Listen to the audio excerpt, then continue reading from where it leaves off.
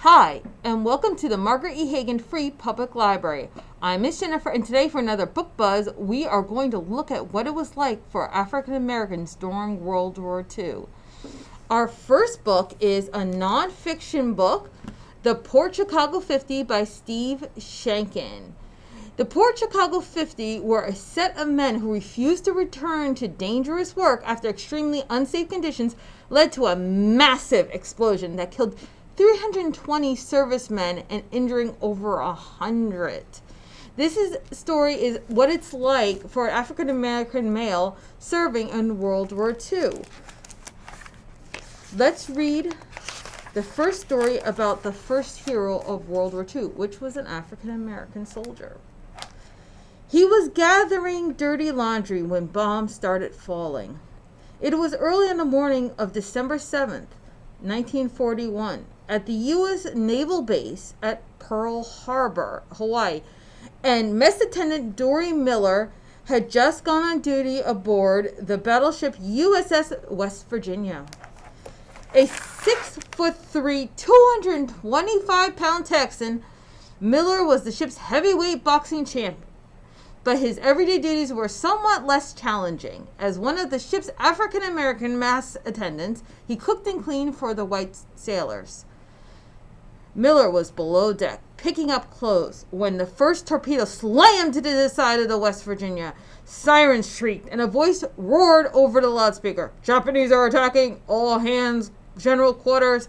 Miller ran to his assigned battle station, an ammunition magazine, and saw that it was already been blown apart. He raced up to the deck and looked up to the bright blue sky and streaked with enemy planes and falling bombs. Japan's massive attack had taken the base by surprise, and the thunderous explosions were rocking American ships all over the harbor. 2 direct hits cracked through the deck of the West Virginia, sending flames and shrapnel flying. Amid the smoke and chaos, an officer saw Miller and shouted for him to help move the wounded. Miller began lifting men, carrying them further from the spreading fires. Then he spotted a dead gunner beside an anti-aircraft machine gun. He'd never been instructed in operation of this weapon, but he'd seen it used. That was enough.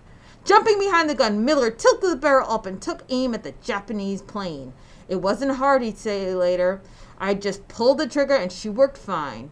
As Miller blasted away, downing at least one enemy airplane, several more torpedoes blew gaping holes in the side of the West Virginia. The ship listed sharply to the left as it took on water.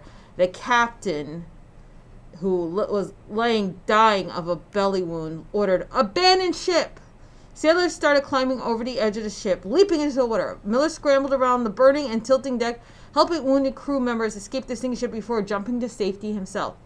After the battle, an officer who had witnessed Miller's bravery recommended him for the Navy Cross, the highest decoration given by the Navy.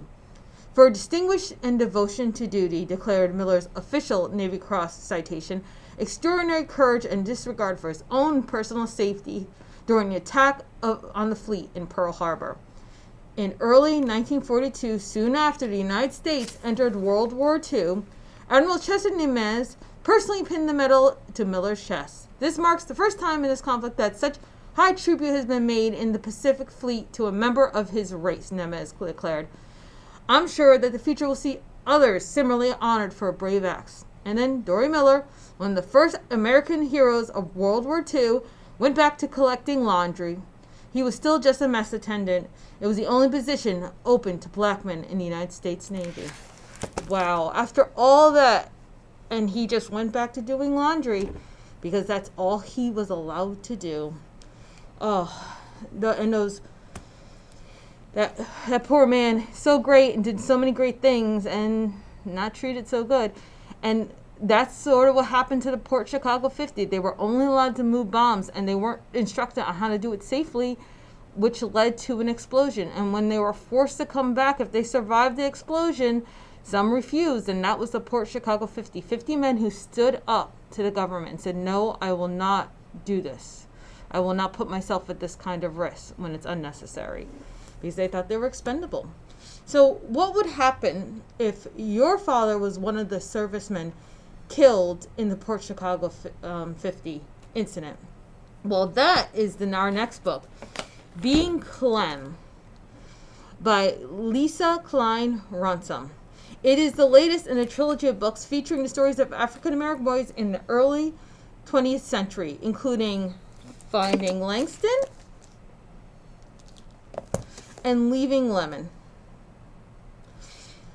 So, Being Clem, the last in this trilogy, is about a boy named Clemenson after his father, who actually died in the Port Chicago disaster, and what happened to him and his family and his life in Chicago.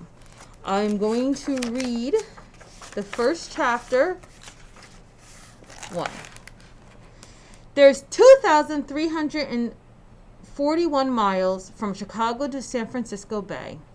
And even if you happen to catch a ride in one of those 44 Silver Streak Pontiacs with the shiny front grills that look like big old teeth smiling back at you and drove as fast as the wind, it'd still take you about a week to get there. 2,341 miles is a lot of miles. But it ain't so far when the explosion that happened in San Francisco, California lands right smack dab in your lap here in Chicago. I was sleeping good when the explosion happened. I heard loud knocking on the front door, Mama's tired voice asking, "Who's that?" I sat up in my bed knowing there was no way company would be knocking on the door before Mama even called us in for breakfast. And then I heard her slippers scraping toward the door. Just as soon as Mama hooked the chain and undid the bolt, all I heard was after that was screaming. Soft-spoken is how most folks describe my Mama. She speaks her mind, don't hold back on the truth, but she's just as quiet as can be. Before that night, I never so much as heard her raise her voice, let alone scream. But there she was, shouting like she was broken in two.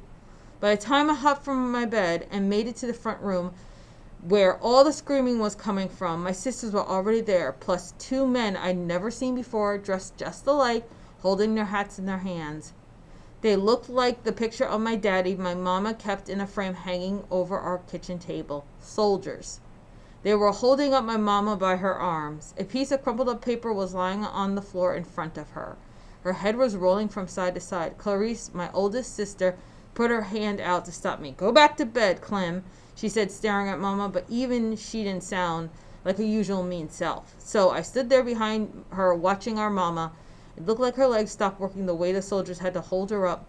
"Get her some water, son," one of them said to me, but I was too afraid to move. I heard the water running in the faucet behind me, and it was my other sister, Nita, filling up a glass. She brought it to the soldier, and he tried to get my Mama to drink.